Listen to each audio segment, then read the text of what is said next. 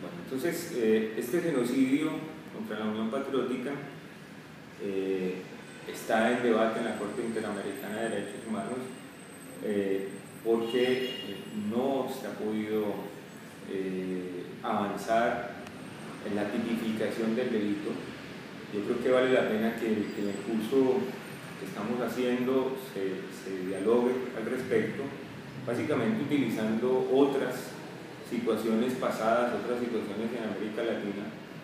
Voy a poner dos ejemplos rápidamente. Uno, el de la dictadura argentina. Aquí fueron víctimas de desaparición y asesinato 30.000 militantes políticos por parte del Estado.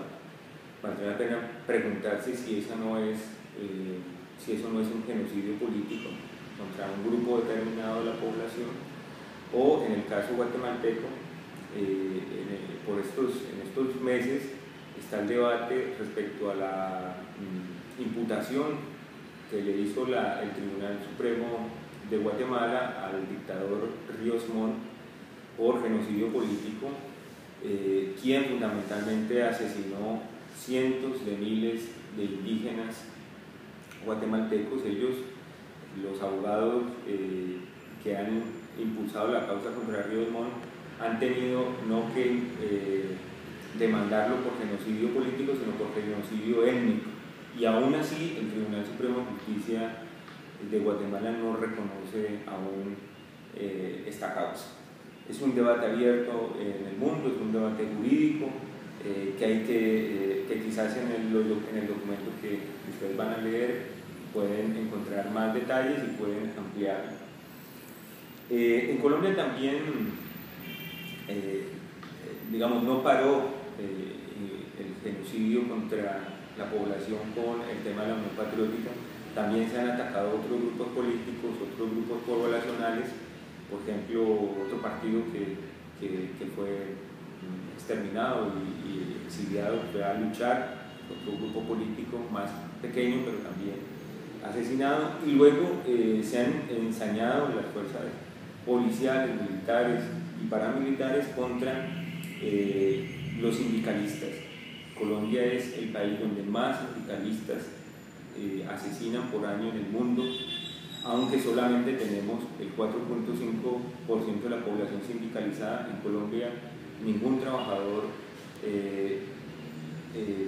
la mayoría de los trabajadores no tienen derecho a la asociación, por eso hay tan bajo nivel de sindicalización, y aún así los que son sindicalistas son asesinados.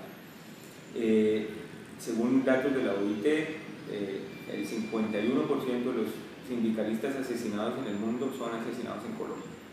Y son asesinados en Colombia por la lucha por las reivindicaciones sociales y de los trabajadores en nuestro país.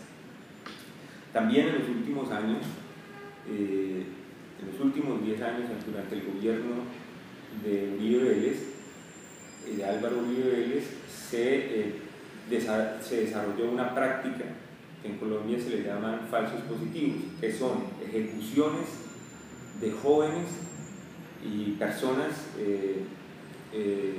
civiles que fueron vestidas de guerrilleros o de guerrilleras después de sus asesinatos y presentadas como muertas en combate. Esto se dio por una directiva que sacó el gobierno nacional de dar prebendas y dar premios a los militares que asesinaran o que dieran de baja, como dicen ellos, a guerrilleros.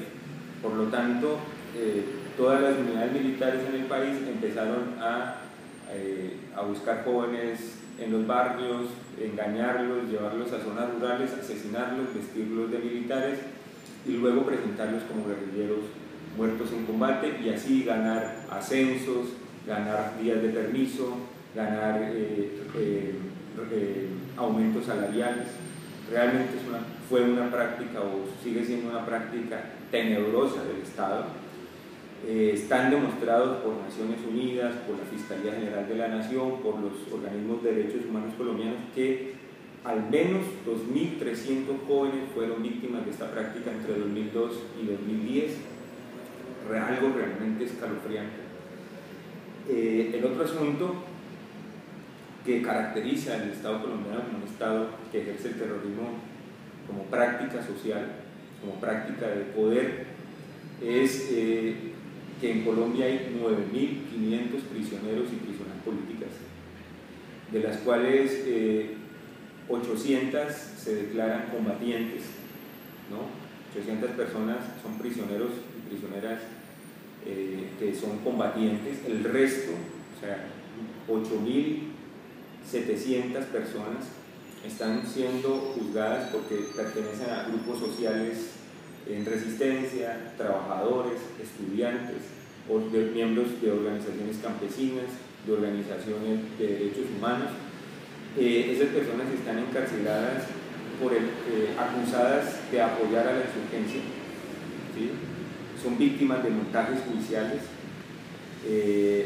Los militares manipulan evidencias, han hecho interceptaciones ilegales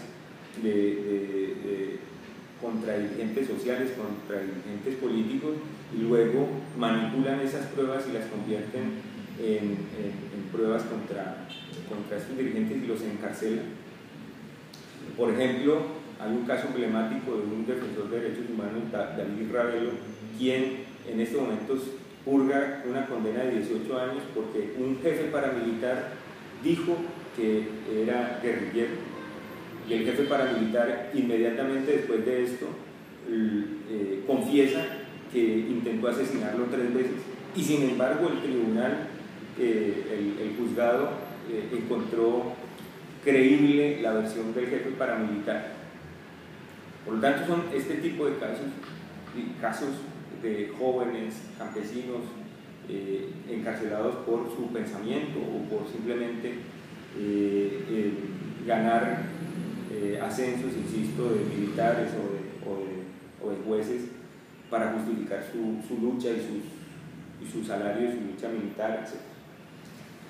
Como conclusiones podemos sacar, habrían otros casos que seguramente los van a poder ver en la bibliografía y en el desarrollo del curso, pero como conclusiones podemos sacar primero que en Colombia efectivamente hay un estado de terrorismo de Estado que tiene que cesar, que tiene que terminar como mecanismo o como posibilidad de búsqueda de la paz en Colombia, de encontrar la reconciliación y la dignificación de las víctimas y de la sociedad en general. La sociedad debe estar protegida del Estado.